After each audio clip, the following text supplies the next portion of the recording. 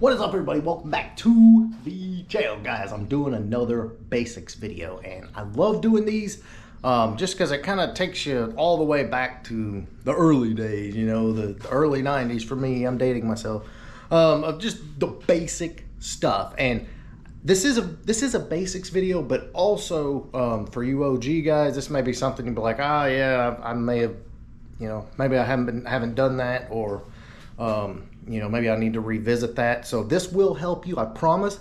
Let's go. All right, guys, so this has to do with a couple of things that are all intertwined, if you will. Your shifter, and then your clutch cable and firewall adjuster. Here's the deal.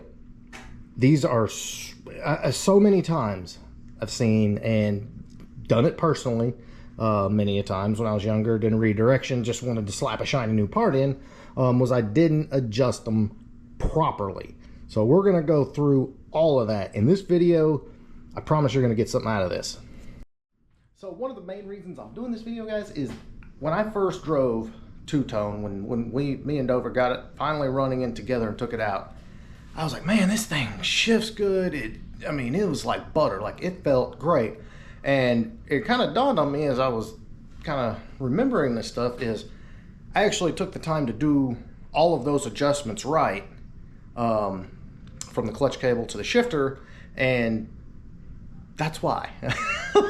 So here's the thing, guys, and I'm going to go ahead and preface this video by saying a shifter that's not adjusted properly will damage your transmission. A clutch cable that is not adjusted properly will degrade or possibly ruin your clutch and or transmission. So this stuff's important, and not only that, not only that, guys, but just the sheer enjoyment of how you drive, you know, not locking you out of gear when you go to shift, you know, nice smooth crisp shifts, nice smooth clutch operation that doesn't hurt your leg, all of that stuff all plays into this right here.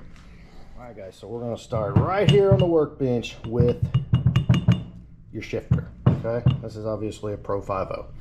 So when you go to install your shifter, you need to adjust your stops. Now, a stock shifter, it doesn't have adjustable stops. That's what an aftermarket shifter does. It shortens the throws, gives you positive stops, all of that. That's what makes shifting so awesome. These are your stops. Okay, these are your stops. Loosen this nut, bring it back. That's how you adjust it. You've got a front and a rear. All right, so we're gonna grab our 13s here, make some adjustments. All right, guys, so and you can find these instructions online, and they're not really hard, but basically you want to loosen these up, and I'll do it in the car, but it's a little easier to do it out here. So basically you want to take and it doesn't matter which stop you do first, this one or this one, but see, you got it nice and loose, and what I'm gonna do is I'm gonna run it all the way back, and then we're gonna say you're in the car, go all the way up. Basically I'm gonna run this stop back all the way till when I put it in third gear, it's not touching.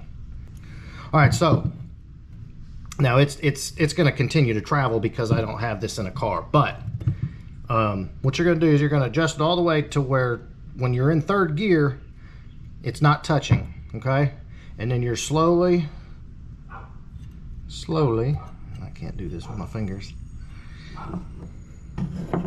Then what you're going to do while it's in gear is you're going to adjust that stop up until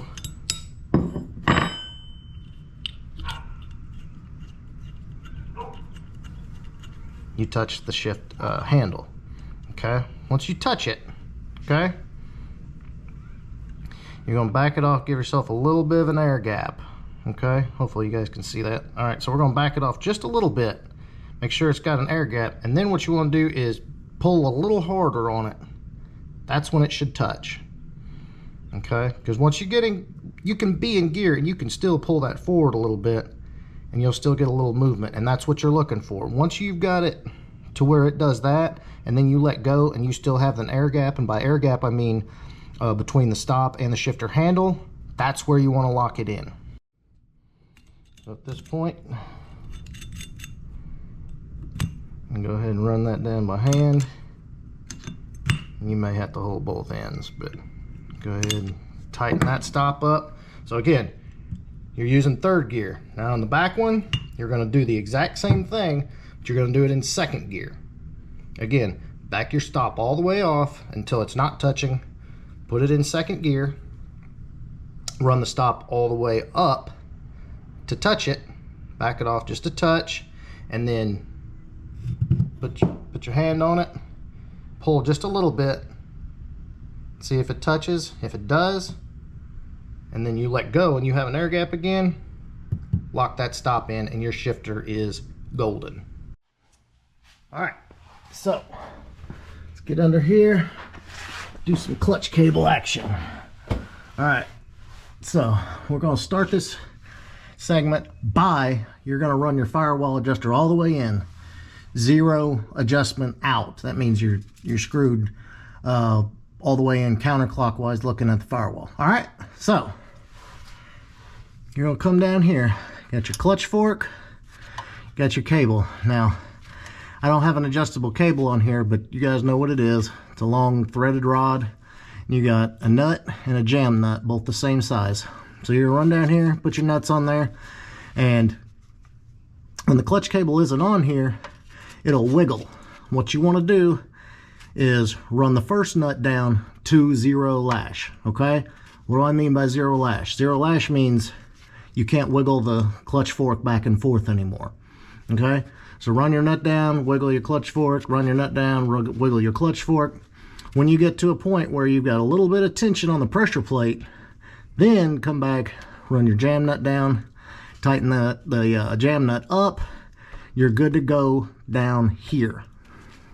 All right, guys, so this is where the fine tuning part comes in. And again, a lot of people overthink this and go crazy with the firewall adjuster and go back and forth and back and forth. Do it this way. I promise you, this will work for you.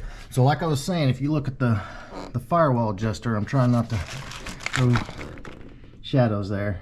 You see that's your firewall adjuster right there. And get real close. So you're gonna start with that screwed all the way in. Now you've got 0 lash in, so at this point you can start screwing that thing counterclockwise. If you're looking at the firewall counterclockwise, screw that out a little bit, and then you're going to go into the car and fill your pedal. So let's go fill the pedal.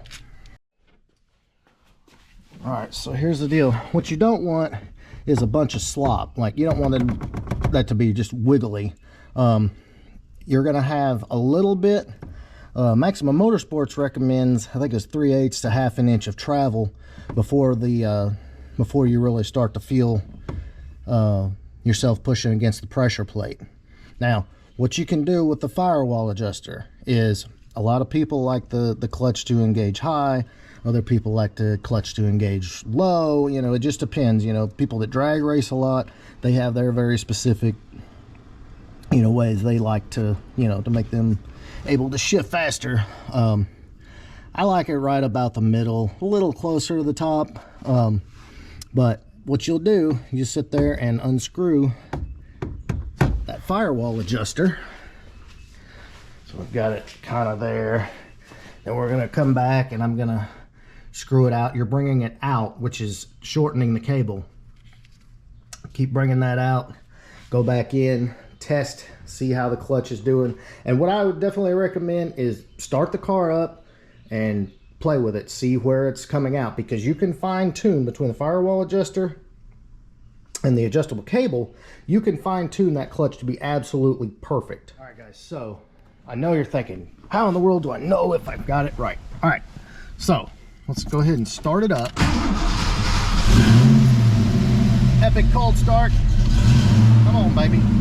So what you're looking for is you're gonna put it in gear, okay? And then you're gonna slowly let out of the clutch, and you're gonna try and watch your foot and see, okay, when does the car actually start moving? All right, so I'm in the garage. I don't want to go too far, but coming, Now it's moving. That was about halfway up, okay? Not bad. So here's the thing, if you start letting out of the clutch and the car immediately wants to jump and take off, then you need to bring the firewall adjuster out some more, okay? If you sit there and pull and pull and pull and let up and it doesn't let go until the very top, you need to screw it back in. Basically, the idea is just sit here and play with it until it feels exactly right. Once you feel like that's releasing where you want it to, take it out on the road and just play with it a little bit. We're gonna check reverse here. And again, I want you to watch. Now we're moving. Okay? So, we'll watch. About halfway up, we're moving. Alright guys, once you take it for a drive and it feels really good, you like the way it's shifting nice and crisp and all of that, then you're pretty well done for that. Now, there's a couple of things that come into play. Number one, your clutch cable will stretch over time. Also, if you've got a really like a heavy duty clutch, you're gonna, it's gonna stretch even more. A stock style clutch, it's not horrible. So you're gonna have to check this periodically, and you may notice, a little more slack in the pedal, or the car's not wanting to go into gear or something like that, or stuff like that. It'll probably give you some of the telltale signs. The other thing is your clutch will wear over time. So that's another thing. Let's say you set it, you got a new clutch or a new trans or whatever, you put all that in there, got it all set up perfect like we just did, and you don't ever revisit it. That's when you're going to run into problems. As the clutch cable stretches and the clutch wears in, that adjustment is not going to be right anymore. So you got to revisit this depending on how much you drive. And I know a lot of these cars don't get driven much, but if you race the car a lot, or like I said, a heavy duty clutch like a spec stage 2 or 3 or dual friction center force, you need to check it as often as a couple every months maybe. Like I said, guys, this is going to protect your transmission. This is going to protect your clutch. Bent shift forks and things like that come from shifters being out of adjustment. Prematurely worn out clutches, stuff like that. Cable not adjusted right. All that stuff can be easily prevented. And again, your car will drive 100% better. Like I said, two-tone drives like a freaking dream. And the reason it was is because instead of just slapping everything in there, I followed the directions, which didn't take long, and did it right. So do yourself a favor, go check everything. Check your clutch cable, check your shifter, make sure everything's an adjustment, and I promise you'll enjoy your car a whole lot more. All right, guys, I hope that was helpful. If it was, please give me a big thumbs up. Make sure you're at Ford Takeover, because we're under a month now. It's going to be freaking epic. I hope to see you there. Big thumbs up if this helped. See you next time.